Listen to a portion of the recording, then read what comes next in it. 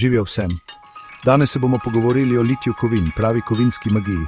Od žarečih peči do natančnih delov, litij je res nekaj posebnega. Gre za postopek, pri katerem staljeno kovino vlijemo v kalup, jo ohladimo in strdimo, da dobi obliko kalupa. Tako izdelujemo kovinske dele vseh velikosti in oblik. Najprej pripravimo kalup, lahko je iz peska, kovin, keramike. Nato kovino segrevamo, dokler se ne stali v tekočino.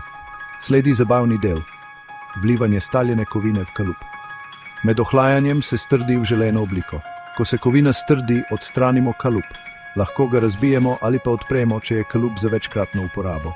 Na koncu še očistimo del in odstranimo morebitne odvečne materiale ali nepravilnosti.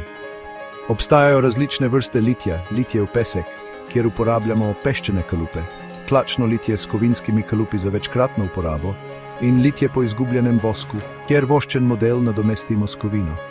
Litij je ključnega pomena v panogah, kot so avtomobilska industrija, letalstvo in ladjedelništvo.